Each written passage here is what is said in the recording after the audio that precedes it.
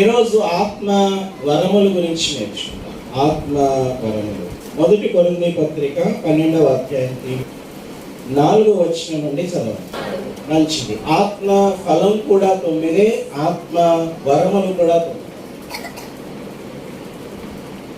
మరి యాదృచ్ఛికం కాదనుకుంటాను, పరిశుద్ధాత్మ దేవుడు మనకి అలానే ఇచ్చినట్టున్నాడు. ఆత్మ ఫలములు 9, ఆత్మ వరములు కూడా 9. సో ఈ ఉదయకాల సమయంలో మనకున్న సమయంలోనే ఆత్మ వరముల గురించి కొంత స్టడీ చేద్దాం. దాన్ని మన జీవితంలో మనం అన్వయించుకోవడానికి ప్రయత్నం చేద్దాం. దానికి ముందు 4వ వచనం నుండి కొన్ని విషయాలు అపోస్తలుడైన పౌలు ఆ సంఘానికి తెలియజేశారు. చాలా జాగ్రత్తగా మీరు దేవుని వాక్యాన్ని ఫాలో అవ్వాల్సిందిగా మనం చేస్తున్నాం. కృపావరములు నానా విధములుగా ఉన్నవి, కానీ ఆత్మ ఒక్కడే. పరిచర్యలు నానా విధములుగా ఉన్నవి, కానీ ప్రభువు ఒక్కడే. నానా విధములైన కార్యములు ఉన్నాయి, కానీ అందరిలోనూ అన్నిట్లోనూ జరిగించు. మీకేం అర్థమైంది చెప్పండి. నానా విధాలు నానా విధాలు నానా విధాలు అంటే కృపావరములు ఒక రకం కాదు, పరిచర్యలు ఒక రకం కాదు, కార్యాలు ఒక రకం కాదు. అక్కడ 3 పార్ట్స్గా మీరు గమనించారా? కృపావరములు, పరిచర్యలు, కార్యాలు. సో దేవుడు మనకు అనుగ్రహించే ఆ కృపావరాలు ఎలా ఉంటాయంటే, కృపావరం రూపంలో ఉంటుంది, పరిచర్య రూపంలో ఉంటుంది, అలాగే దేవుని కోసం మనం చేసే కార్యాల రూపంలో కూడా ఉంటుంది. సో 3 kinds అన్నమాట. ఇప్పుడు మీరు గుర్తుపెట్టుకోవాలి. అందరికీ ఒకటే ఇవ్వడు. ఎందుకు నానా విధాలు అన్నాడు అంటే డిఫరెంట్ కైండ్స్ అన్నమాట. నానా విధాలుగా దేవుడు పనిచేస్తాడు. సో కృపావరాల్ని మనము నానా విధాలుగా చూడాలి. అది అందరికీ ఒకటే కాదు. ఒకరికి ప్రవచన వరం అనుగ్రహించబడితే తనేదో గొప్పవాడు, తనేదో ప్రముఖమైనది కాదు. దేవుడు ఎవరికి ఏది ఇవ్వాలో తన ఇష్టము చొప్పున నానా విధాలైన కార్యాలు, కృపావరాలు, పరిచర్యలు దేవుడు ఇస్తూ ఉంటాడు.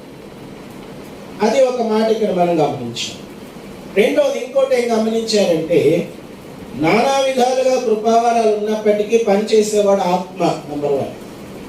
5వ వచనం, పరిచర్యలు నానా విధాలుగా ఉన్నప్పటికీ ప్రభువు అక్కడే. తర్వాత కార్యములు నానా విధాలుగా ఉన్నప్పటికీ దేవుడు. ఏమర్థమైంది? మన క్రైస్తవ విశ్వాసానికి మూల సిద్ధాంతం అక్కడ కనిపిస్తుంది. ఏమర్థమైంది? ఆత్మ, ప్రభువు, దేవుడు. ఇప్పుడు అర్థమైందా? ఆత్మ, ప్రభువు, దేవుడు. పరిశుద్ధాత్ముడు. ప్రభు అంటే కుమారుడైన యేసుక్రీస్తును ప్రభువు అంటాము. తర్వాత కార్యములు నానా విధాలుగా ఉన్నప్పటికీ పనిచేసేవాడు దేవుడు. మనం ఆరాధించే త్రియేక దేవుని గురించి అక్కడ చెప్పాడు. సో కృపావరాలు తండ్రి అయిన, కుమారుడైన, పరిశుద్ధాత్మ దేవుడి నుంచి మనకు లభించేవి. చాలాసార్లు మనం కృపావరములు అనగానే మనం పరిశుద్ధాత్మ ఒక్కడే అనుకుంటాం. ఆత్మవరాలు అనుకోగానే మనకు వెంటనే స్ట్రైక్ అయ్యే పాయింట్ ఏంటంటే పరిశుద్ధాత్మ. కానీ ఈరోజు ఇక్కడ మనం చదివితే మనకు అర్థమయ్యేది ఏంటంటే, కృపావరాలు ఆత్మ నుంచి వస్తాయి, పరిచర్యలు ప్రభువు నుండి వస్తాయి, అలాగే దేవుని కోసం మనం పనిచేసే కార్యాలు కూడా దేవుని యొక్క నుంచే వస్తాయి. సో తండ్రి, కుమార, పరిశుద్ధాత్ముడు త్రియేక దేవుడు కలిసి ఏం చేస్తాడంటే మన జీవితాల్లో వీటిని జరిగిస్తాడు. దేవునికి స్తోత్రం. హల్లెలూయా. సో క్రైస్తవ్యానికి మూల సిద్ధాంతం మనకి ఇక్కడ కనిపిస్తుంది. మనం ఆరాధించేది తండ్రి, కుమార, పరిశుద్ధాత్మ. చాలాసార్లు పెంతెకోస్తు సంఘాల్లో మనం ఎక్కువగా ఏం చేస్తామంటే పరిశుద్ధాత్మ, పరిశుద్ధాత్మ, పరిశుద్ధాత్మ అంటాం. కానీ ఎప్పుడు మనం గుర్తు చేసుకోవాల్సింది ఏంటంటే, మనం ఆరాధించేది త్రియేక దేవుడు. కొంతమంది ఇలా కూడా ప్రార్థన చేస్తారు, పరిశుద్ధాత్మ దేవా అని ప్రార్థన చేస్తారు. అలా చేయటం తప్పు అనుకుంటాను నేను. ఎందుకనంటే ప్రార్థన మనం ఎప్పుడూ కూడా తండ్రి అయిన దేవునికి ఏం చేయాలంటే నివేదించాలి, యేసు క్రీస్తు నామములో. ఈరోజు పెంటెకోస్తు సంఘాల్లో మనం ఎక్కువగా ఏం చేస్తామంటే పరిశుద్ధాత్మకు మనం ఏం చేస్తామంటే ప్రాధాన్యత ఇచ్చి మనం ఏం చేస్తున్నామంటే మిగతా వాళ్ళందరినీ కూడా మనం పక్కన నెట్టేస్తాం. బైబిల్ అలా చెప్పట్లేదు. దేవునికి అన్ని విషయాల్లో ప్రాధాన్యతను మనం ఇవ్వాలి. ఆయన ఎలా ఉన్నారు అని బైబిల్ చెప్తుందంటే తండ్రి అయిన దేవుడు కుమారుడైన దేవుని రూపంలో, పరిశుద్ధాత్మ దేవుని రూపంలో కార్యాలు జరిగిస్తాడు. అందుకే మళ్ళా చదువుదాం చూడండి. కృపావరములు నానా విధములుగా ఉన్నవి కానీ పనిచేసేవాడు ఆత్మ. పరిచర్యలు నానా విధాలుగా ఉన్నవి కానీ ప్రభువు ఒక్కడే. అలాగే నానా విధములైన కార్యాలు ఉన్నాయి కానీ అందరిలో పనిచేసేవాడు దేవుడు. సో పరిచర్య అన్నది ఆ ముగ్గురు ద్వారా జరిగేది. ఏంటి దేవుడు మనకు బోధించాలనుకుంటుంది? త్రిత్వములో ఐక్యత, త్రిత్వములో విభేదాలు లేవు. గమనిస్తున్నారా? త్రిత్వములో ఐక్యత, త్రిత్వములో విభేదాలు లేవు. దేవుడు ఎప్పుడు కలిసి పనిచేస్తాడు. అందుకే యేసు ప్రభు ఒక మాట అన్నారు, నా తండ్రి పని చేస్తున్నాడు, పని చేస్తూనే ఉన్నాడు, నేను చేస్తున్నాను. ఇది ఆరంభం నుంచి మీరు గమనిస్తే త్రియేక దేవుడు ఐక్యతగా పనిచేస్తాడు. అదే ఐక్యత మనకు నేర్పిస్తాడు. కుటుంబాల్లో అందుకే ఐక్యత కావాలి. భర్త, భార్య, పిల్లలు కుటుంబంలో ఐక్యత కావాలి. రెండవది సంఘములో ఐక్యత కావాలి. సేవకులు, విశ్వాసులు ఐక్యతగా ఉండాలి. విశ్వాసులు ఐక్యతగా ఉండాలి.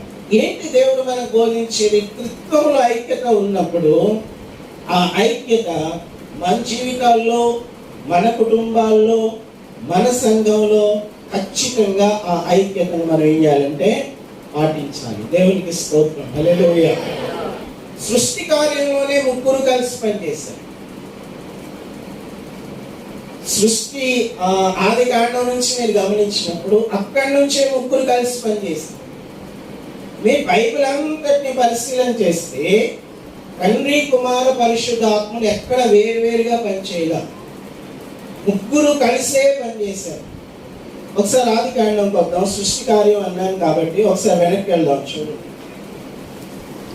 ఆది కాండము 1వ అధ్యాయము 1వ వచనం నుండి చదువుతాను. ఆది యందు దేవుడు భూమి ఆకాశాలు సృజించాడు. భూమి నిరాకారంగాను శూన్యంగాను ఉంది. చీకటి అగాధ జలములపై కమ్మి ఉంది. దేవుని ఆత్మ జలముల పైన ఏం చేస్తున్నాడు?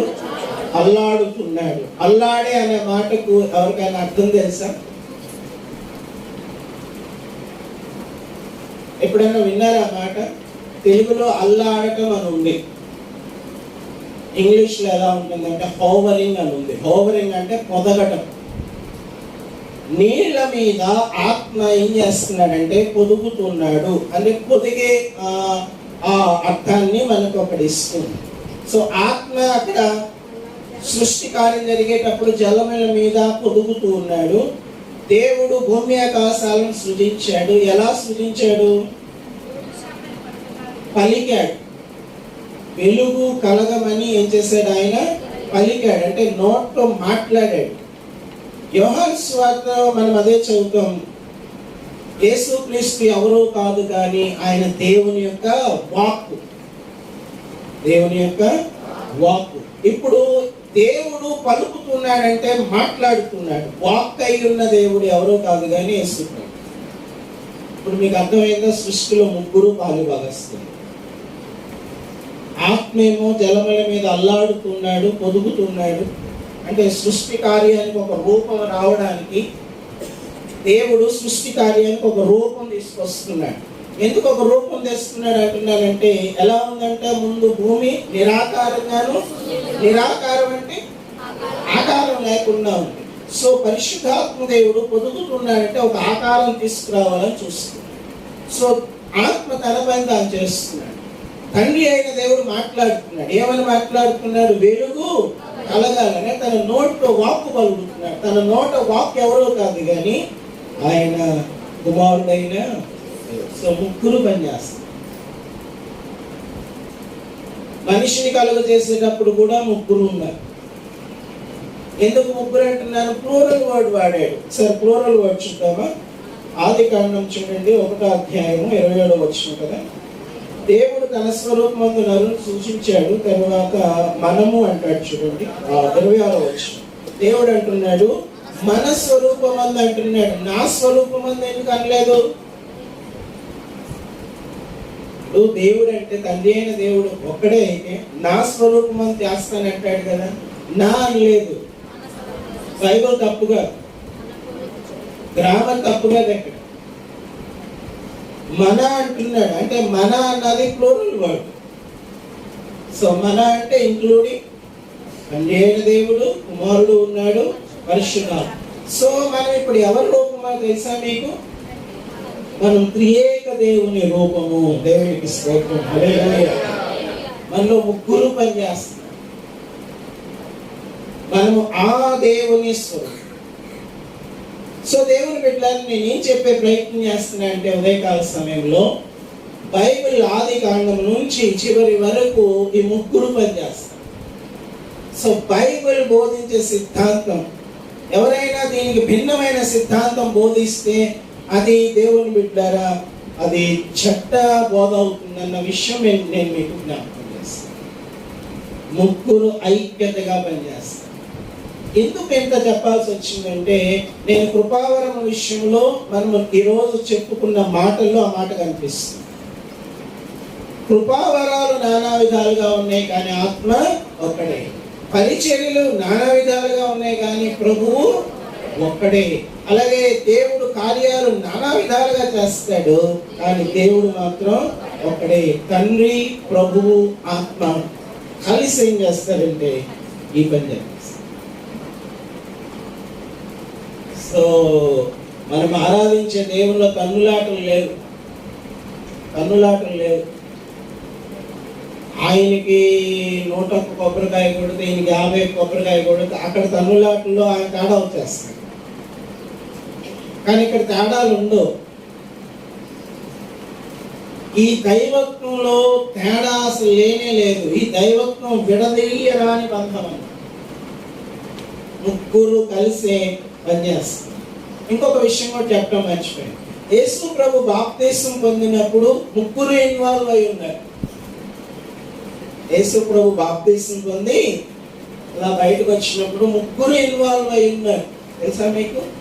ఒకసారి వద్దాం మత్తయి రండి. మత్తయి సువార్త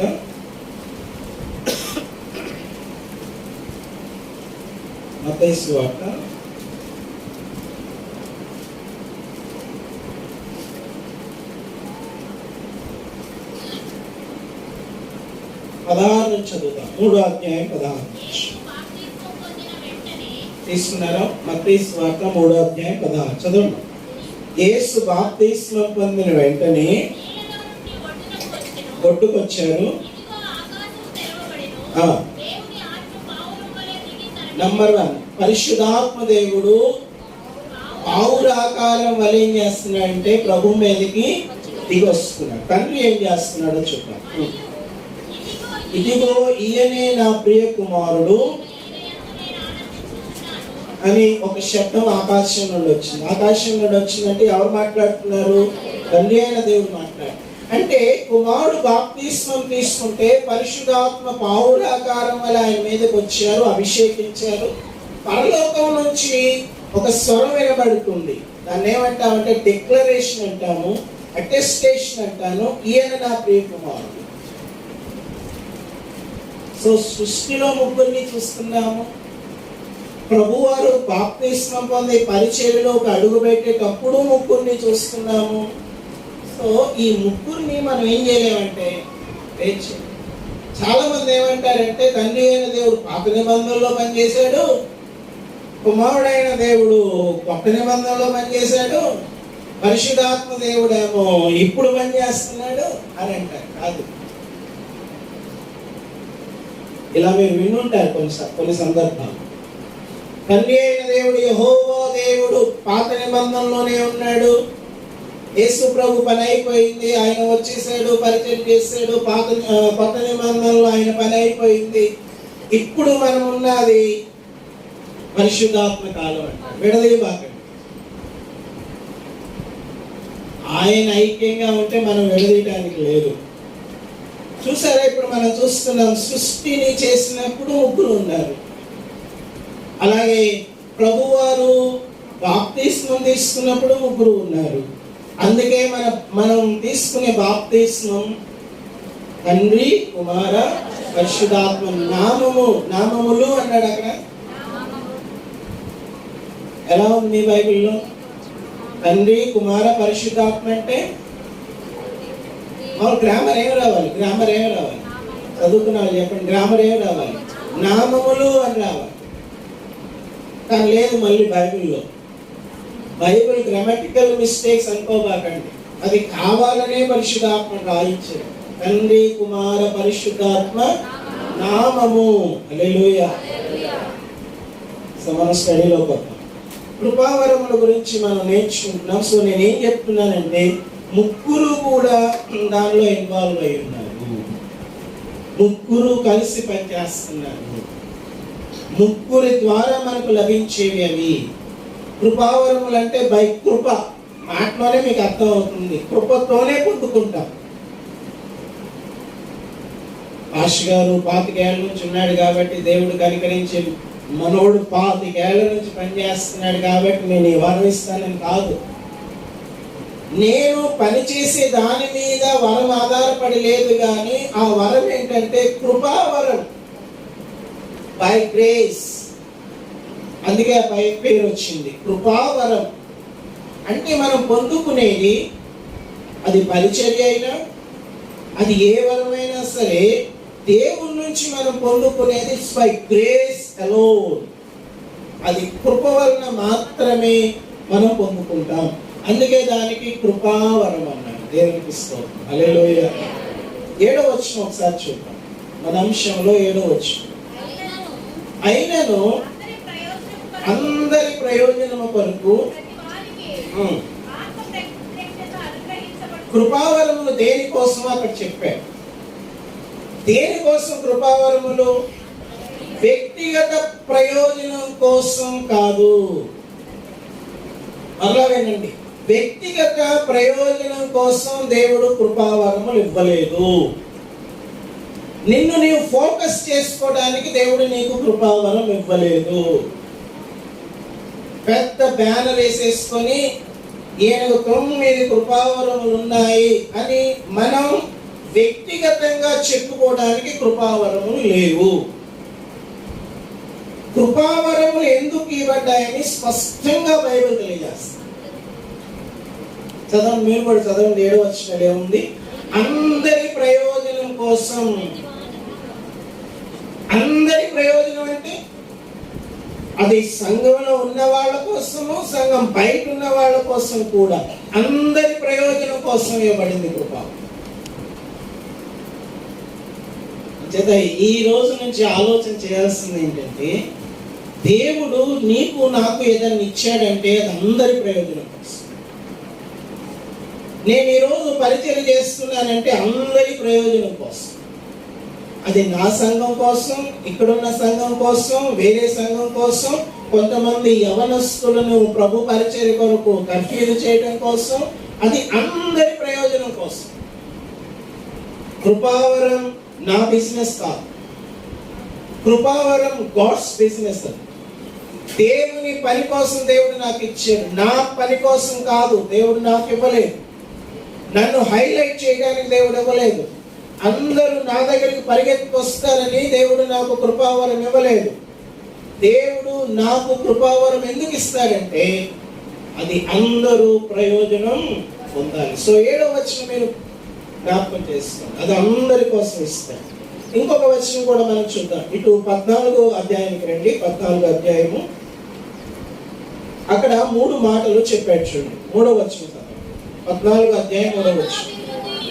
క్షేమాభివృద్ధియు, హెచ్చరికయు, ఆదరణయు కలుగునట్లు ప్రవచించేవాడు మాట్లాడాలి. అక్కడ 3 విషయాలు మీరు గమనించారా? కృపావరము 3 విషయాల కొరకు అని బైబిల్ చాలా క్లియర్ గా చెప్పింది. అంటే ప్రవచన వరం గురించి చెప్పాడు. నంబర్ 1, సంఘము క్షేమాభివృద్ధి కోసం. హల్లెలూయా. దేవుడు ఎవరికైనా గిఫ్ట్ ఎందుకు ఇస్తాడంటే సంఘం అంతా క్షేమాభివృద్ధిలో ఉండాలి, సంఘం డెవలప్ అవ్వాలి, సంఘం వృద్ధి చెందాలి, సంఘం ఇంక్రీజ్ అవ్వాలి, సంఘం ఆత్మీయంగా బలపడాలి. అందుకోసం ఇచ్చాడు దేవుడు. సో ఇక్కడ సంఘ క్షేమాభివృద్ధి అంటేనే మనకు అర్థమైపోద్ది కదా, ఇది నాన్ ఇండివిజువల్ అని, ఇది వ్యక్తిగతం కాదు అని. సో దేవుని బిడ్డలారా, సంఘంలో ఎవ్వరు కూడా వ్యక్తిగతంగా పనిచేయకూడదు. వ్యక్తిగత ప్రయోజనాలు లేవు సంఘాల్లో, వ్యక్తిగతంగా ఎవరు చూపించుకోవడానికి లేదు సంఘంలో. దేవుడు ఏది ఇచ్చినా అది సంఘ క్షేమాభివృద్ధి కోసం, సంఘం డెవలప్మెంట్ కోసం ఇస్తాడు, సంఘం గ్రోత్ కోసం ఇస్తాడు, సంఘ అభివృద్ధి కోసమే దేవుడు ఏదైనా ఇస్తాడు. నంబర్ 2, హెచ్చరిక. కృపావరం ఎందుకు ఇస్తాడో తెలుసా? చాలాసార్లు మనం అనుకుంటాం అది మన ప్రాఫిట్ కోసమని, కానీ కొన్నిసార్లు హెచ్చరిక కోసం కూడా దేవుడు ఇస్తాడు. సంఘంలో ఏదైనా జరుగుతుంటే దేవుడు హెచ్చరిక చేస్తాడు. అంటే నేను వెళ్ళే కొలది చెప్తాను. సంఘంలో అననీయ సప్పీరాలు ఒక చెడ్డ పని చేశారు, అబద్ధం ఆడారు. అపోస్తులైన పేతురు వివేచన వరంతో నింపబడిన వాడై సంఘంలో జరుగుతున్న చెడ్డదాన్ని పసిగట్టేశారు. వాళ్ళు అబద్ధం ఆడారు, వాళ్ళు చేసింది ఒకటి, చెప్పేది ఒకటి. సో పరిశుద్ధాత్మ దేవుడు గమనించేశాడు, సంఘంలో ఇలాంటిది జరుగుతుంది, వాళ్ళు ఇంతకు అమ్మామని పొంపుతున్నారు. సో దీన్ని రెక్టిఫై చేయాలి అని పరిశుద్ధాత్మ దేవుడు పేతురు ద్వారా మాట్లాడుతున్నాడు. నువ్వు ఇంతకు అమ్మలేదు, ఇంత దాచుకున్నావు, పరిశుద్ధాత్మ దేవుడు నువ్వు మోసపుచ్చావు. సో అది హెచ్చరిక సంఘానికి. మీకు తెలుసా, కార్యం జరిగినప్పుడు సంఘం అంతటి భయం కలిగిందంట. ఏం కలిగింది? సంఘానికి భయం కలిగింది. నిజమే, సంఘంలో ఒక హెచ్చరిక మాట మనకు భయాన్ని కలగ చేయాలి. ఒక హెచ్చరిక మనల్ని దిద్దుకునేటట్లు చేయాలి. ఒక హెచ్చరిక మూతి ముడుచుకుని కూర్చోడానికి కాదు. దైవ సేవకుల నుంచి లేకపోతే ఈ బలిపీఠం మీద నుంచి ఒక మాట విడుదలవుతుందంటే అది మన హెచ్చరిక అయినప్పుడు వెంటనే దాన్ని మనం సరి చేసుకోవాలి. అది మీరైనా నేనైనా ఎవరిమైనా సరే. ఎందుకు? కృపావరము కొన్నిసార్లు హెచ్చరిక కోసం ఇస్తాడు దేవుడు. ప్రవచనము కొన్నిసార్లు హెచ్చరిక కోసం ఇస్తాడు దేవుడు. హెచ్చరిక చేస్తాడు, ఇది జరుగుతుంది. 3వది, హెచ్చరికే కాకుండా ఇంకొక కోణం ఉంది కృపావరాన్ని, ఆదరణ కోణం. సో దేవుని బిడ్డలారా, దేవుని వాక్యాన్ని ఎప్పుడు ఈ 3 రకాలుగా మనం ఆలోచించి, వాక్యము ఆదరిస్తుంది, 2వది వాక్యము హెచ్చరిక చేస్తుంది, 3వది వాక్యము ఆత్మీయ డెవలప్మెంట్ తీసుకొస్తుంది, సంఘము బలపడేటట్లు చేస్తుంది, సంఘం స్థిరంగా ఉండేటట్లు, సంఘం స్పిరిచువల్ గా అభివృద్ధి చెందేటట్లు దేవుడు ఎప్పుడు మాట్లాడతాడు. దేవునికి స్తోత్రం కలుగును గాక. ఈ 3 ఎప్పుడు గుర్తుపెట్టు. దేవుడు ఏదైనా మీ కృపావరం మీకు నాకు ఇచ్చారంటే ఈ 3 మీద బేస్ అవ్వాలి. అది నువ్వు సంఘ క్షేమాభివృద్ధి కోసం వాడుతున్నావా, ఒకరిని హెచ్చరించడానికి వాడుతున్నావా, ఒకరిని ఆదరించడానికి వాడుతున్నావా? ఎందుకని బైబిల్ క్లియర్ గా మనకు అదే మాట చెప్తుంది. దేవునికి స్తోత్రం. హల్లెలూయా. సో దేవుని బిడ్డలారా, కృపావరములు నానా విధాలుగా ఉన్నాయి, కానీ పనిచేసేవాడు దేవుడు ఒక్కడే అని నేర్చుకున్నా, ఆత్మ ఒక్కడే అని నేర్చుకున్నా, పరిచర్యలు జరిగిస్తాం కానీ ప్రభు ఒక్కడే అని మనం నేర్చుకున్నాం. అది అందరి ప్రయోజనం కోసం అని నేర్చుకున్నాం. అలాగే కృపావరములు దేనికోసం అన్న విషయం కూడా మనం నేర్చుకున్నాం. ఇప్పుడు కృపావరములోకి వచ్చాక 9 కృపావరాలను చెప్పుకున్నాం మనం. వాటిని కూడా 3 భాగాలుగా డివైడ్ చేద్దాం. 3 భాగాలుగా డివైడ్ చేసి అర్థం చేస్తున్నాం. ఆత్మఫలమేమో మనం అంటే మార్చకుండానే ఒక ఆర్డర్లో ఉన్నాయి, కానీ ఇక్కడ ఆర్డర్లో లేదు, కొంచెం ఆర్డర్ తప్పింది. దాన్ని సరి చేసి మనం చెప్పుకుందాం.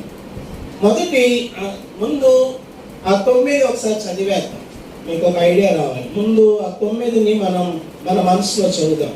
ఏంటి ఆ 9 అంటే, ఒకటి బుద్ధివాక్యం, జ్ఞానవాక్యం, విశ్వాసము, స్వస్థపరిచే వరం, అద్భుత కార్యము చేసే వరం, ప్రవచన వరం, ఆత్మల వివేచన వరం, నానావిధ భాషలకు అర్థం చెప్పే శక్తి. 9. ఈ 9 కృపావరాలని మనం 3గా డివైడ్ చేద్దాం. మొదటి భాగం బుద్ధివాక్యము, జ్ఞానవాక్యము, మూడో చెప్పండి. అక్కడ ఆర్డర్ కాదు, వివేచన. మొదటి గ్రూప్ ఏంటో తెలుసా మీకు? బుద్ధివాక్యము, జ్ఞానవాక్యము. ఎందుకు ఈ 3 ఒకే రకంగా ఉన్నాయి? జ్ఞానానికి సంబంధించినవి. మొదటి గ్రూపు దేవుని బిడ్డలారా, అవి జ్ఞానానికి, బుద్ధికి, జ్ఞానానికి, వివేచనకి సంబంధించి, మైండ్కి సంబంధించి, మన ఆలోచనకి సంబంధించి, మన మనస్సుకు సంబంధించి. నేను అనుకుంటాను ఈ 3 వరాలు సంఘంలో ఉన్న ప్రతి ఒక్కరికి కావాలి. బుద్ధివాక్యం కావాలి, జ్ఞానవాక్యం కావాలి, వివేచన కావాలి. ఈరోజు ఈ 3 లేకపోతే దేవుని బిడ్డలారా, మనము ఆత్మీయ జ్ఞానాన్ని ఏం చేస్తామంటే తెలుసుకోలేని వారుగా ఉంటాం, లోపిస్తుంది మనం. సో కృపావరములో ఫస్ట్ గ్రూప్ ఏంటంటే జ్ఞానానికి సంబంధించిన వరాలు, విజ్డమ్కి సంబంధించిన వరాలు, బుద్ధికి సంబంధించిన వరాలు. మనము తెలుసుకోవాల్సింది ఏంటంటే వీటి ద్వారా మనం ఆత్మీయమైన జ్ఞానాన్ని ఏం చేస్తాం. సామాన్యంగా చర్చికి మనం ఎందుకు వస్తామంటే వేరుగా అర్థం చేసుకోవాలి. అంటే మా సంఘంలో అలా జరుగుతుంది కాబట్టి చెప్పు. చాలా మంది చర్చికి ఎందుకు వస్తారంటే ప్రార్థన అయిన వెంటనే పాస్టర్ గారు కాలు నొప్పి వచ్చేస్తుందండి, కాలు నొప్పి. ఎంత గంట సేపు వాక్యం చెప్తే వాళ్ళు ముందుకు వచ్చి ఏమంటారంటే కాలు నొప్పి, కడుపు నొప్పి, నడుము నొప్పి, ఆ నొప్పి, ఈ నొప్పి. వీటి కోసం ప్రార్థన చేయించుకోవద్దని నేను అంటున్నా. చర్చికి దానికోసమే రావడం పొరపాటు. మనం ప్రభు మందిరానికి దానికోసమే రావడం అన్నది దేవుని బిడ్డలారా, అది అత్యంత బుద్ధిహీనత. కాలు నొప్పి ఉంటుంది, గొంతు నొప్పి ఉంటుంది, నడుము నొప్పి ఉంటుంది, అన్ని నొప్పులు ఉంటాయి. మనం నొప్పులు లేనోడో ఎవడో చెప్పండి. కాలు నొప్పి ఉంది అని మీ కొరకు ప్రార్థన చేసే పాస్టర్ గారికి కాలు నొప్పి ఉంటుంది. ప్రభువా ఈ బిడ్డను దీవించిన ఆయన కాలు నొప్పి తొలగించి, ఈయనకి ఆల్రెడీ కాలు నొప్పి ఉంటుంది, మరి ఈ సంగతి ఏం చేయాలా? నేనేం అనుకోలేక ఏం చేస్తాడంటే పాపం వచ్చింది కాబట్టి ఆమె కోసం ప్రార్థన చేస్తాడు. ఈయనకి 4 రోజుల నుంచి కాలు నొప్పి తగ్గదు, కానీ ఆయన చేస్తాడు. అంటే నేను చెప్పేది ఏంటంటే భక్తి దానికోసమే కాదు. భక్తి ఎందుకోసమో తెలుసా? అందుకే కృపావరంలో ఫస్ట్ లిస్ట్ ఇది. మీరు అర్థం చేసుకోండి, కృపావరములో ఫస్ట్ లిస్ట్ ఇది. దేవుని గురించిన జ్ఞానం మనక. ఎందుకు రావాలి నేను దేవుని దగ్గరికి? పాత నిబంధనలో ఒక మాట ఉంటుంది, రండి యెహోవాను గూర్చిన జ్ఞానము సంపాదించుకుందాము రండి అంటారు. ఎవరి గూర్చిన జ్ఞానం? యెహోవాను గూర్చిన జ్ఞానం సంపాదించుకుందాం రండి అంటారు.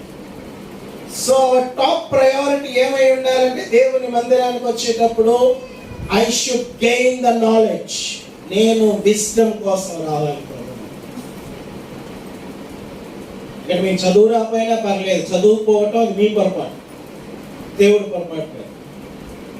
అంతే కదా? కొంతమంది బాగా ఎందుకు చదువుకున్నారు, కొంతమంది ఎందుకు చదువుకోలేదంటే అది మీ పొరపాటు. నేను చదువుకు స్కూల్కి వెళ్ళలేదు, నాకు చదివే రాదు పాస్టర్ గారు, నేను నన్ను ఏం చేయమంటావంటే నువ్వు చాలా తప్పు పని చేసావు చదువుకోకుండా. చిన్నప్పుడు స్కూల్కి వెళ్ళమంటే మరి ఆ మాట అనొచ్చు అనకూడదు కానీ గాలికి తిరిగేశాం. జ్ఞానం సంపాదించాలని బైబిల్ చాలా క్లియర్గా చెప్పుకుందే.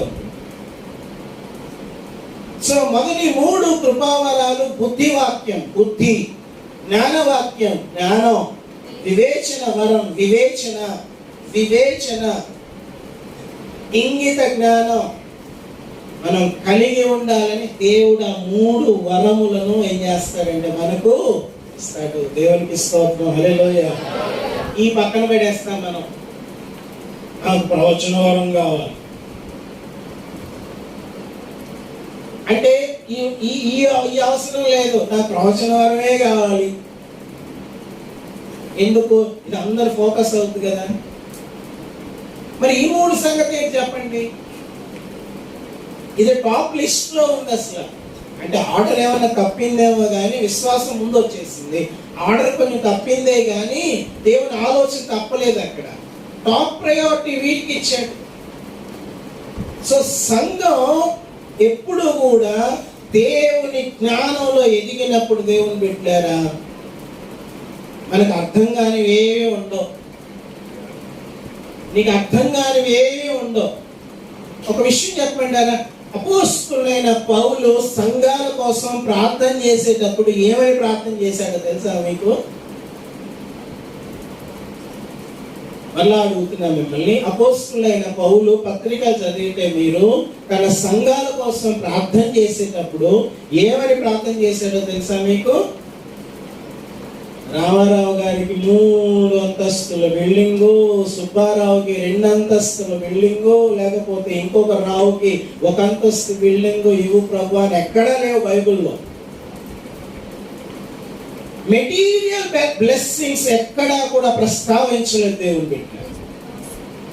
భౌతికమైన ఆశీర్వాదాలు వారికి ఎక్కడా కూడా పౌలు ఇస్తానని ప్రార్థన చేయలా.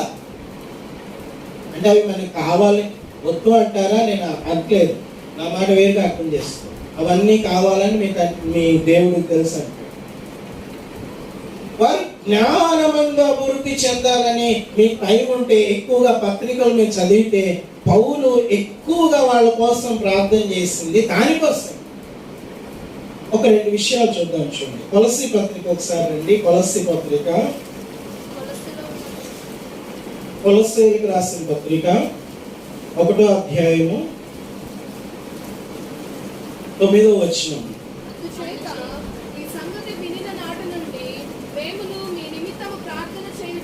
ఇక్కడ చూడండి, పౌలు వాళ్ళ కోసం ప్రార్థన చేస్తున్నాడు అంటున్నాడు. ఏం చేస్తున్నాడో చూడండి. మీరు సంపూర్ణ జ్ఞానమును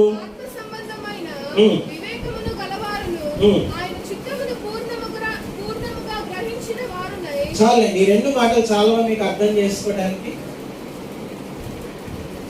ఏమని ప్రార్థన చేస్తున్నాడు కొలస్సీ సంఘం కోసం? ఆ సంఘం అంటే సంపూర్ణ జ్ఞానము, ఆత్మ సంబంధమైన వివేకము, జ్ఞానము, వివేకము. ఈ 2 ఎందుకు? ఈ 2 ఉంటేనంట దేవుని యొక్క చిత్తాన్ని మనం ఏం చేస్తాము? గ్రహిస్తాము. హల్లెలూయా. ఇది అప్పట్లో మీరు హల్లెలూయా.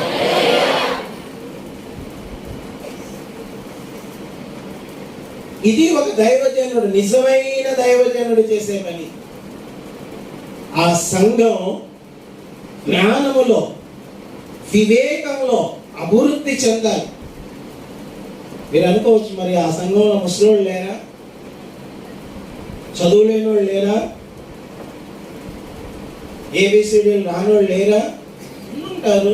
మరి వాళ్ళకి ఎక్కడి నుంచి వస్తుంది జ్ఞానం అని అనుకోవచ్చు మీరు.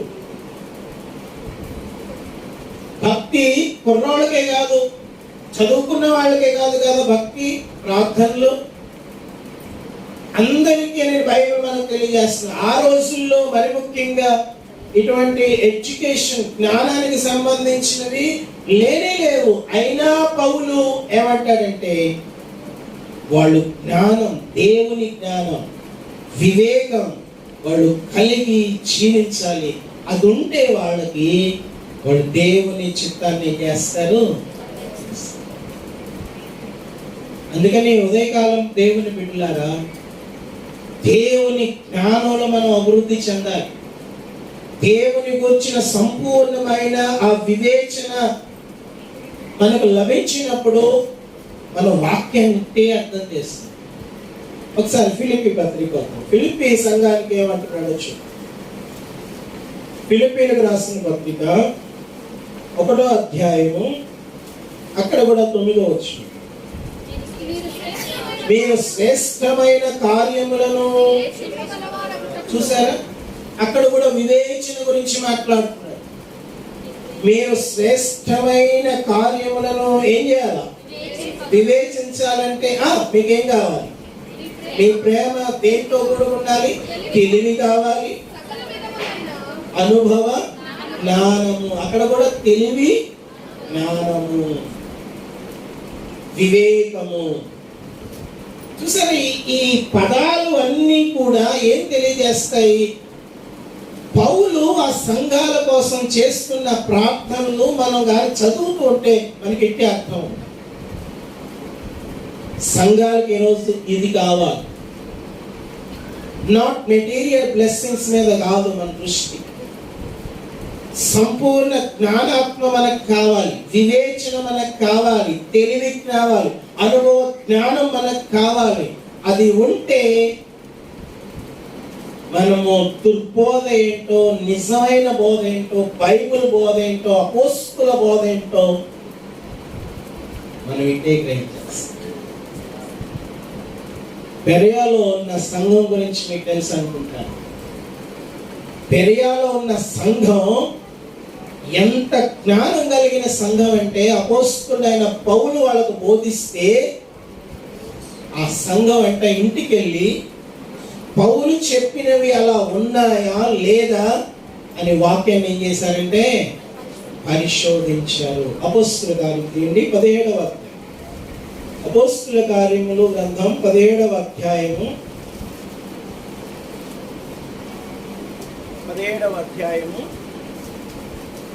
10వ వచనం నుండి చదవండి.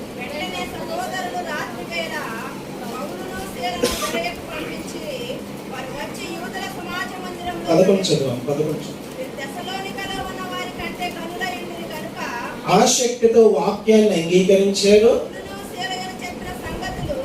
అలాగూ ఉన్నవో లేవో అని చూసారా, లేఖనాలను ఏం చేస్తున్నారు? పరిశోధిస్తూ. మామూలుగా పరిశోధన చేసేది ఎవరో తెలుసా మీకు? ఎక్కువ జ్ఞానం కలిగిన వాళ్ళు పరిశోధన చేస్తారు. కానీ దేవుడు ఆ సంఘానికి ఇచ్చిన ఆధిక్యత ఏంటంటే, దైవజనుడు ఒక వాక్యం చెప్పినప్పుడు ఆ వాక్యానికి వెళ్ళి హోంవర్క్ చేస్తున్నారు. ఇది నేను హోంవర్క్ అంటాను. ఏం చెప్పారు దైవజనులు ఉదయకాలం? ఈరోజు సండే వర్షిప్ లో దైవ సేవకులు ఏం చెప్పారు? మనం మర్చిపోతాం. మీరే మర్చిపోయారు చాలా మంది. జూలైలో ఏం చెప్పారు? వాళ్ళు హోంవర్క్ చేశారు. చెప్పిన దాన్ని వాళ్ళు తిరిగి ఏం చేస్తున్నారంటే మెమరైజ్ చేస్తున్నారు. వాళ్ళు తిరిగి అలా ఉన్నాయా లేదా అని లేఖనాల్లోంచి పరిశోధన చేస్తారు. సో బుద్ధి వాక్యము, జ్ఞాన వాక్యము, వివేచన మనకు కావాలి. ఈ 3 కృపావరాలు అందరికీ కావాలి. ఈ 3 కృపావరాలు సంఘంలో ఉన్న ప్రతి ఒక్కరూ పొందుకోవాలి. మరి ముఖ్యంగా ఈ అంచె దినాల్లో దేవుని బిడ్డలారా, ఈ 3 మనకు అత్యంత ప్రాముఖ్యమైన విషయాన్ని నేను మీకు తెలియజేస్తాను. లోకపరమైన జ్ఞానం కోసం వెంపర్లాడుతున్నారు ఈరోజు, మంచిదే. కానీ ఆత్మ జ్ఞానం కోసం కూడా, ఆత్మ సంబంధమైన వివేచన కోసం కూడా మనం ఏం చేయాల్సిందంటే మనం ప్రాకులాడాల్సి. ఈ వివేచన ఉంటే దయ్యపు ఆత్మ ఏంటో, పరిశుద్ధాత్మ ఏంటో మనం ఇంటే కనిపెట్టేస్తాం. అందుకే వివేచన, ఇంగ్లీష్ లో డిసర్నింగ్ ఆఫ్ ద స్పిరిట్స్ అని ఉంది. అంటే ఆత్మల్ని వివేచించడం. ఏది ఏ ఆత్మ, ఏది పరిశుద్ధాత్మ, ఏది దురాత్మ, ఏది వెలుగుదూత ఆత్మ, ఏది భ్రమపరిచే ఆత్మ, వెంటనే ఒక వివేచన కలిగిన విశ్వాసి దైవ సేవకుడు వెంటనే దాన్ని డిజర్న్ చేస్తారు, దాన్ని వెంటనే పసిగట్టేస్తారు అన్నమాట. దేవునికి స్తోత్రం కలుగును గాక. హల్లెలూయా.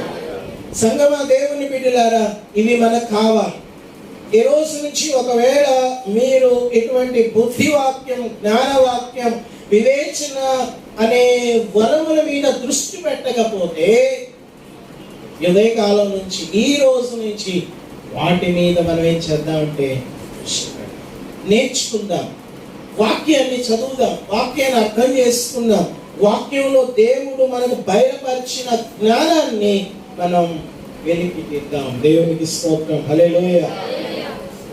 అకులా ప్రిస్కిల్లా గురించి మీకు తెలుసు కదా. అకులా ప్రిస్కిల్లా అనే వాళ్ళు పౌలు దగ్గర పనిచేసే ఇద్దరు మంచి భార్యాభర్తలు. ఆ సంఘంలో అపోల్లో అనే ఒక ఆయన ఉన్నాడు. అపోల్లో మంచి విద్వాంసుడు, మంచి జ్ఞానం కలిగిన వాడు. అపోల్లో తెలుసు కదా అపోల్లో గురించి. పౌలు ఏం చెప్పాడు అపోల్లో గురించి? కొరింథీ సంఘంలో అపోల్లో ఏం చేశాడు? ఎవరైనా చెప్పండి. పిస్ అనుకోండి, ఎవరైనా చెప్పండి. అపోల్లో ఏం చేశాడు కొరింథీ సంఘంలో? పౌలు ఒక మాట అంటాడు, గుర్తొచ్చిందా? అపోల్లో నేను నాటాను. అపోల్లో ఏం చేశాడు?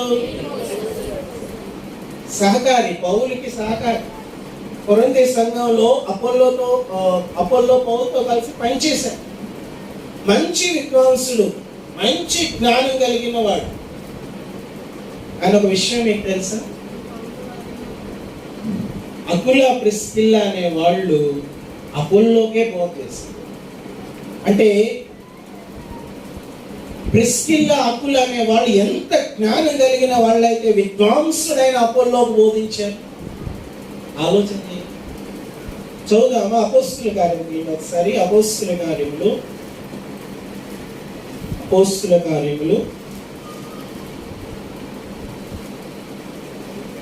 18వ అధ్యాయము.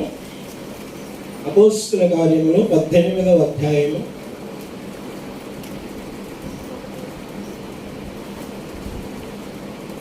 26వ వచనం. ప్రిస్కిల్లా, అకులా విని అతను చేర్చుకున్నారంటే అపోల్లోని చేర్చుకుని దేవుని మార్గాన్ని మరి పూర్తిగా అతనికి ఏం చేశారు? ఒక విద్వాంసుడికి దేవుని మార్గాన్ని పూర్తిగా చెప్పారు. ఎంత గొప్ప విషయం చూడండి.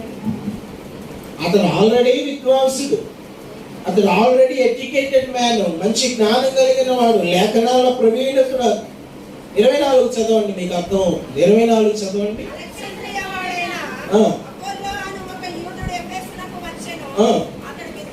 విద్వాంసుడు,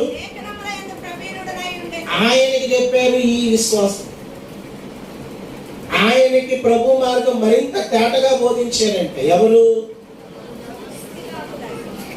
మరి అంత జ్ఞానం పౌలు దగ్గర ఉండి వాళ్ళంత జ్ఞానం పొందుకున్నారు కనుకనే అపోల్లోకి ఏం చేయగలిగారు?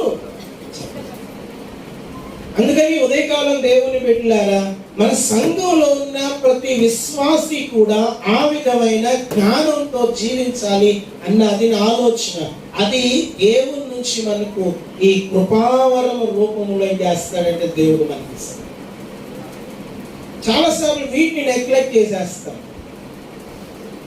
వీటిని మనం పక్కకు నెట్టేస్తాం. సో ప్రభు ఈరోజు మనతో మాట్లాడుతుంది ఏంటంటే, కృపావరములో మొట్టమొదటి గ్రూపు, మొట్టమొదటి లిస్ట్ లో ప్రముఖంగా మనకు కనిపించే ఆ మూడు ఏంటంటే బుద్ధివాక్యం, జ్ఞానవాక్యం. ఇవి మనస్సుకు సంబంధించినవి, ఆలోచనకు సంబంధించినవి, మైండ్కి సంబంధించినవి. ఇవి మనం కలిగి ఉండాలని, ప్రభు గురించి మరింతగా మనం తెలుసుకోవడానికి ఈ మూడు కృపావరాలు మనకు సహకరిస్తాయని బైబిల్ తేటగా మనకు చెప్తుంది. నెక్స్ట్ 3 కొద్దాం, నెక్స్ట్ 3 చూద్దాం. మన అంశంలోకి వెళ్దాం. 1 కొరింథీ పత్రిక 12వ అధ్యాయం. నెక్స్ట్ 3 ఏంటో చూడండి.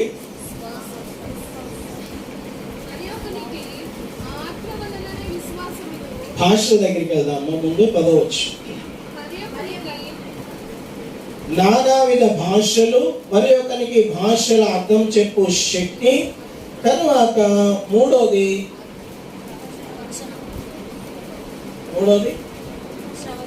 ప్రవచన వరం. ఇవి 3 గ్రూప్ అన్నమాట. నంబర్ 1 భాషలు, రెండవది భాషలకు అర్థం చెప్పే ఆ శక్తి, మూడవది ప్రవచనం. ఈ మూడింటిని చూస్తుంటే మీకు ఏమనిపిస్తుంది? ఇవి నోటితో పలికే వరాలు. వీటిని ఏమంటానంటే, ఇందాక 3 ఏమో అవి మనసుకు సంబంధించినవి అయితే, ఈ 3 ఏమో పలికే వరాలు, నోటితో మాట్లాడే వరాలు. బుద్ధివాక్యం, జ్ఞానవాక్యం, వివేచన మాట్లాడేవి కాదు. అవి మనం కలిగి ఉండాల్సి, అవి మైండ్కి సంబంధించి, అవి మనం ప్రతి ఒక్కరము వాటిని విని గ్రహించాల్సిన ఆ 3 వరాలు. కానీ ఈ 3 వరాలేమో ఇవి నోటితో పలికే. భాష నీ నోటితో మాట్లాడు, ఆ భాషకి అర్థం నీ నోటితో చెప్తావు. ప్రవచనం అదేం చేస్తావు? నీ నోటితో ప్రవచనం చెప్తావు. సో ఈ 3 కృపావరాలు వీటిని ఏమనొచ్చంటే ఇవి సేయింగ్ అన్నమాట. సేయింగ్ గిఫ్ట్స్, పలికే. ఇది 2వ కేటగిరీ. నేను కేటగిరైజ్డ్ రూపంలో చెప్తున్నా మీకు. మొదటి ప్రాధాన్యత ఏమో మీకు దైవీకమైన జ్ఞానం కావాలి. రెండోది మనం నోటితో దేవుని మాటలు పలకటం ద్వారా మనం అనేకులు ఏం చేయొచ్చు అంటే ప్రభు దగ్గరికి తీసుకుంటాం. ఈ 3 కృపావరముల వల్ల లాభం ఏంటో తెలుసా? నువ్వు నోటితో దేవుని మాట చెప్తావు. నువ్వు నోటితో దేవుని యొక్క వాక్కు, దేవుడు నీకు ఏవైతే బయలుపరిచాడో దాన్ని నీ నోటితో పలుకుతావు. అలా పలకటం వల్ల కొంతమందికి యేసు క్రీస్తు గురించి తెలుసు. సో ఈ 3 కృపావరముల వలన నువ్వు పలికి మాట్లాడి తెలియచేసి అనేకులు ఏం చేయొచ్చు అంటే ప్రభు దగ్గరికి నడిపించవచ్చు. సమరయ స్త్రీ చేసిన పని అది.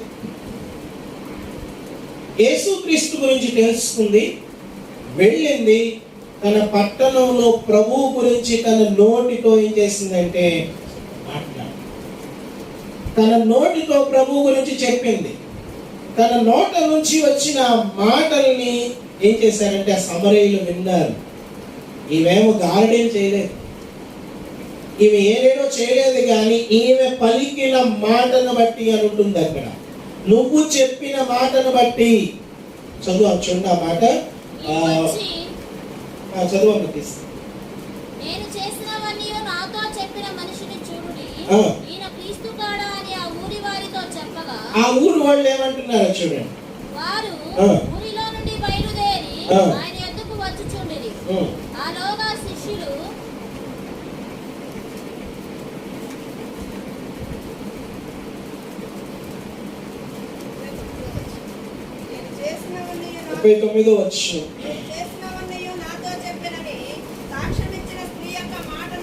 ఆ మాట కోసం, ఆ స్త్రీ యొక్క మాటను బట్టి,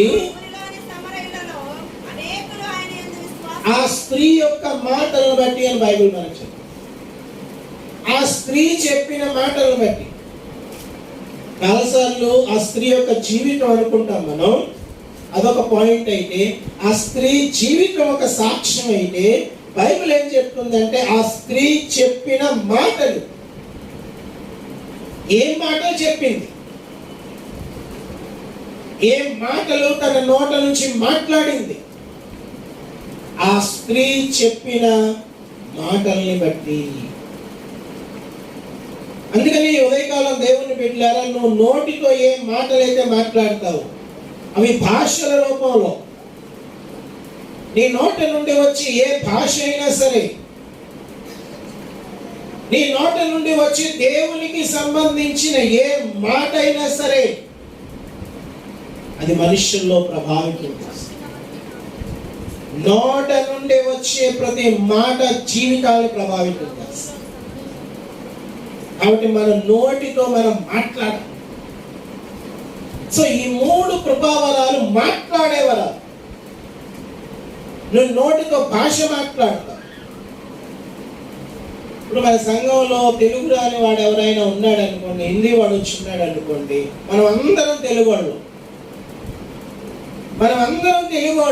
తెలుగులో మాట్లాడుతున్నాం, అతనికి అర్థం కాదు.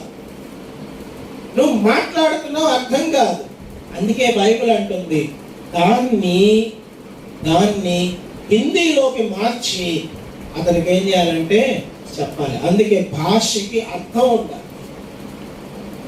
చాలాసార్లు మన భాషలకి ప్రాధాన్యత ఇస్తాం కానీ ఆ భాషల యొక్క అర్థం చెప్పాలి. అందుకే ఖచ్చితంగా భాషలు ఉన్నప్పుడు వెంటనే దాని కింద పెట్టాడు, భాషలకు అర్థం చెప్పేవాడు ఉండాలి, లేకపోతే వేస్ట్ కదా. ఇప్పుడు నేను గంట సేపు తెలుగులో చెప్తాను, ఇక్కడ కూర్చున్న హిందీ వాడు కానీ ఇంగ్లీష్ వాడు కానీ వాడికి ఏం అర్థం కాదు. దీన్ని తర్జుమా చేయాలి. అందుకే రెండో మాట ఆ భాషకి అర్థం కాదు. అందుకని ఇప్పుడు దేవుని బిడ్డలారా, నువ్వు ఎవరిని కలుసుకున్నా, నువ్వు ఏ భాషతో మాట్లాడుతున్నావో అతనికి అర్థమయ్యేటట్టు చెప్పు. ప్రవచనం అయినా సరే అదే. ఒక మాట నీ నోటితో ప్రవచనం పలుకుతున్నావంటే, ఒక వ్యక్తికి నీ నోటితో మాట్లాడుతున్నావంటే దేవుని నుంచి వచ్చిన వాక్కుని అతను వింటున్నాడు. నువ్వు ఏమి ఆయన గురించి చెప్పాలనుకుంటున్నావో దేవుడు మాట్లాడతాడు, ఆ వ్యక్తి దాన్ని వింటాడు. సో ఈ 3 వరాలు మాట్లాడే. అందుకే సంఘంలో అర్థం చెప్పలేని వాడు లేకపోతే భాషలు మాట్లాడేవాడు మౌనంగా ఉండాలనుకుంటున్నాడు, లేకపోతే ప్రయోజనం లేదు కదా. అందరు లేచి భాష మాట్లాడుతూ ఉన్నారనుకోండి, అందరు లేచి ఎవరికి వాళ్ళు భాషలు మాట్లాడుతున్నారనుకోండి, దానికి అర్థం చెప్పేవాళ్ళు లేకపోతే, మనం ఏం చెప్తున్నామో దానికి అర్థం లేకపోతే వ్యర్థం అవుతుంది. అదొక గందరగోళానికి దారితీస్తుంది. అందుకే భాషలకి ఏం కావాలి? అర్థం కావాలి. దీనికి భిన్నమైంది ప్రవచనం. సో ఈ 3 ఒక కేటగిరీ, ఇవి 3 ఒక గ్రూప్ అన్నమాట. ఈ 3 కూడా నీ నోటితో దేవుడు నీకు ఇచ్చే ఆ మాటల్ని బట్టి ఏం చేస్తావంటే నువ్వు ప్రజలకి తెలియజేస్తావు. సో ఈ 3 ప్రాముఖ్యం. ఏం మాట్లాడుతున్నా మనుషులతోటి? ఇద్దరు కలుసుకున్నారనుకోండి, ఏదేదో మాట్లాడుతున్నారు. సో మనం ఏం మాట్లాడుతున్నాం? దేవుని గురించి ఏం చెప్తున్నాం? అందుకే వేరే చోట ఉంటుంది కదా, ప్రభు గురించి మాట్లాడే స్త్రీలంట. ప్రభు గురించి మాట్లాడే స్త్రీలు కావాలి. అలాగే ప్రభు గురించిన వార్త ప్రకటించే వారి పాదాలు పర్వతముల మీద సుందరములు అన్నాడు. దేవుని గురించి మాట్లాడే వాళ్ళు కావాలి. సో ఈ 3 కృపావరాలు. ఏమి మాట్లాడుతున్నాము ప్రభు గురించి? నీకు ఒక ప్రవచనం వస్తే ఏ ప్రవచనం ఆ వ్యక్తికి చెప్తున్నావు? నువ్వు ఏం మాట్లాడి చెప్తున్నావు ఆ వ్యక్తి? సో ఈ 3 వరాలు దేవుని బిడ్డారా జాగ్రత్తగా మనం ఏం చేయాలంటే వినియోగించాలి. నీకు ఏదైనా భాష వచ్చినప్పుడు, దేవుడు ఏదైనా భాషని నోట ఇచ్చినప్పుడు దానికి ఖచ్చితంగా అర్థం చెప్పే వరం నీకు ఉంటేనే కానీ, లేకపోతే అర్థం చెప్పే వాళ్ళు సంఘంలో ఉంటేనే కానీ దాన్ని వినియోగించాలని బైబిల్ ఏం చేస్తుందంటే మనకు తెలియజేస్తుంది. ఎందుకంటే భాషలు వ్యర్థంగా సంఘంలో ఏం చేయకూడదంటే అది వినియోగించకూడదు. నువ్వు వ్యర్థంగా మాట్లాడకూడదని బైబిల్ చెప్తుంది. మనం వ్యర్థంగా మాట్లాడేసామంటే దానివల్ల ప్రయోజనము లేదు. సో స్పీకింగ్ గిఫ్ట్స్ గురించి మాట్లాడు. ఈ 3 గిఫ్ట్స్ స్పీకింగ్ గిఫ్ట్స్. ఈ 3తో మనం మాట్లాడతాం, ఈ 3తో సంఘాన్ని బలపరుస్తాం, ఈ 3తో సంఘాన్ని ప్రేరేపిస్తాం, ఈ 3తో సంఘాన్ని ఆదరిస్తాం, ఈ 3తో సంఘాన్ని ఏం చేస్తామంటే ధైర్యపరుస్తాం. సాధ్యమైనంత వరకు సంఘంలో ఉన్న ప్రతి ఒక్కరూ ఈ 3 కృపావరముల మీద ఏం చేయాలంటే దేవునికి స్తోత్రం కలుగునుగా. 6 గురించి చెప్పుకున్నాం, 3 భాగాలను చెప్పుకొని 2 భాగాలు చెప్పుకున్నాం. మొదటిదేమో వివేచనకు సంబంధించింది, అంటే మన మనస్సుకు సంబంధించింది, మౌనంగా ఉండే వాటిని పొందుకునేదని మొదటి గ్రూప్ గురించి చెప్పుకున్నాం. రెండోది మౌనంగా ఉండే గ్రూప్ కాదది, మౌనంగా ఉండే వరాలు కావవి, అవి మాట్లాడే వరాలు అన్న విషయం మనం చెప్పుకున్నాం. లాస్ట్ గ్రూప్ చెప్పుకొని మనం ముగించాము. లాస్ట్ గ్రూప్ ఏంటంటే విశ్వాసము, స్వస్థపరిచే వరము, మూడవది అద్భుతములు చేసే చూసారు, ఈ 3 గ్రూప్ కూడా ఒకేలాగా ఉంది. స్వస్థతలు, అద్భుతాలు. అందుకే నేను ప్రారంభంలో చెప్పాను, చర్చ్ మన దేనికోసం వస్తా అంటే ఈ రెండింటి కోసం. స్వస్థత కోసం వస్తాం, రెండవది నా జీవితంలో అద్భుతం జరగాలి. ఇది ఏ కేటగిరీ కిందకు వస్తుందో తెలుసా మీకు? ఇది లాస్ట్ కేటగిరీ, చివరి కేటగిరీ. మనకు అద్భుతాలు కావాలి, స్వస్థతలు కావాలి, మనకు విడుదల కావాలి, మన జీవితాల్లో కార్యాలు జరగాలి. కానీ కృపావరముల్లో అది ఏ గ్రూప్ కిందకు వచ్చిందంటే, కృపావరముల లిస్టులో అది చివరి గ్రూప్ లో ఉన్న విషయం మాత్రం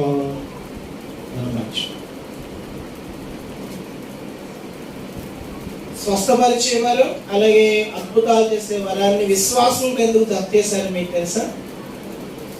విశ్వాసము, స్వస్థపరిచేవారు, అద్భుతాలు. దీన్ని విశ్వాసంతో ఎందుకు జోడించాడు? నువ్వు విశ్వాసంతోనే స్వస్థత పొందుతుంది, నువ్వు విశ్వాసంతోనే అద్భుతాలు చూసేది. ప్రభు దగ్గరికి కొంతమంది వచ్చినప్పుడు ప్రభు సూటిగా ఒక మాట అడిగారు. ఏమడిగారంటే, ఇది చెయ్యగలనని నీవు, నేను స్వస్థపరుస్తానని నీకు నమ్మకం ఉందా? సంగమా, దేవుని బిడ్డలారా, నువ్వు స్వస్థత పొందుకోవాలి అని అంటే స్వస్థత వరాన్ని నువ్వు వినియోగించాలి. ఇప్పుడు నాకు దేవుడు స్వస్థత వరం ఇచ్చాడు అనుకుంటా, నేను దాన్ని వినియోగించాలి అని అంటే నాకు విశ్వాసం కావాలి. విశ్వాసం లేకుండా నేను స్వస్థత వరాన్ని వినియోగించు, విశ్వాసం లేకుండా నేను అద్భుతమైన కార్యాలు చేసే వరాన్ని వినియోగించలే. అందుకనే ఈ గ్రూప్ ఒక గ్రూప్ గా పెట్టడం జరిగింది. నీకు విశ్వాసం కావాలి. దేవుని నుంచి ఏ కార్యం చూడాలన్నా మనకు విశ్వాసం కావాలి. పాస్టర్ గారికి కృపావరం ఉండొచ్చు, నీకు విశ్వాసం లేకపోతే అది ఫెయిల్ అవుతుంది కదా, అది అట్టర్ ఫ్లాప్ అయిపోతుంది. అప్పుడు మనమేం బయటికి వెళ్ళి ప్రచారం చేస్తామంటే, ఈ సంఘంలో స్వస్థత వరాలు లేవు, పాస్టర్ గారికి అసలే స్వస్థత వరం లేదు అని మనం ప్రచారం చేస్తాం. కానీ బేసిక్ లోపం ఎక్కడ ఉందంటే నీకు అసలు విశ్వాసం. యేసు ప్రభు ఒకసారి ఒక మాట అన్నాడు, మీకు గుర్తుందా? ఆయన తన సొంత ఊర్లోనే అద్భుతాలు చేయలేకపోయాడు. చదివారా మీరు ఈ సువార్తలు? ఈ మాట చదివారా? చదివిన వాళ్ళు ఒకసారి చెయ్యొద్దండి. చదివితే ఎక్కువ మంది చదవలా, అందుకే మనం తప్పుపడిపోతాం. ఎక్కువ మంది చెయ్యట్లేదు. అందుకే అంటే సువార్తల్లో ఆ మాట ఉన్నట్లుగా మీకు తెలియదండి. తన సొంత ఊర్లో యేసు ప్రభు చాలా అద్భుతాలు చేయలేకపోయాడు. ఎందుకు చేయలేకపోయాడు? వారి అవిశ్వాసం వలన. సో యేసు ప్రభు చేతగాని వాడి కింద లెక్కేసేద్దాం, అంతే కదా. యేసు ప్రభు చేయలేకపోయాడంటే పబ్లిక్ టాక్ ఏమవ్వాలి? మనోడు చేతగాని వాడు ఏం చేయలేకపోయాడు. కానీ యాక్చువల్ కారణం ఏంటంటే, అక్కడ ఆ ఊరిలో వాళ్ళకి విశ్వాసం లోపించిన కారణాన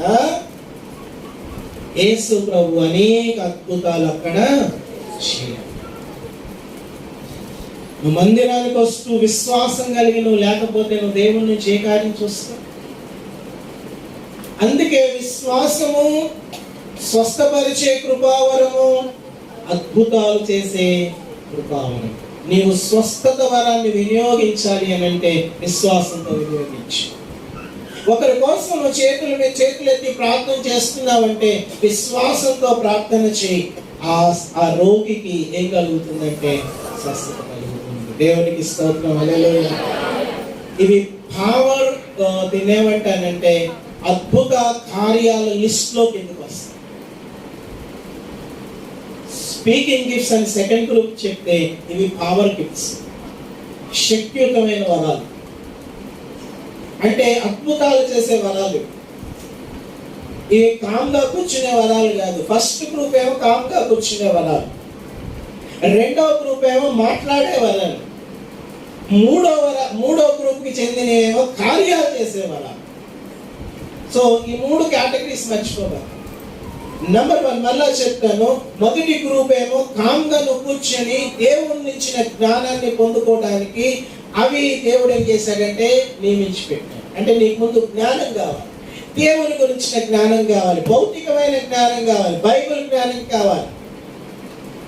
రెండో కేటగిరీ దేవుని గురించి తెలుసుకున్న తర్వాత మాట్లాడు. నువ్వు స్పీకింగ్ గిఫ్ట్స్ అని, నీకే భాష వచ్చో ఆ భాషతో మాట్లాడు. పరలోకపు భాష వచ్చా పరలోకపు భాషతో మాట్లాడు. నీకెవరైనా హిందీ ఫ్రెండ్ ఉన్నాడా, హిందీ నేర్చుకుని మాట్లాడు, అది ఒక భాషే.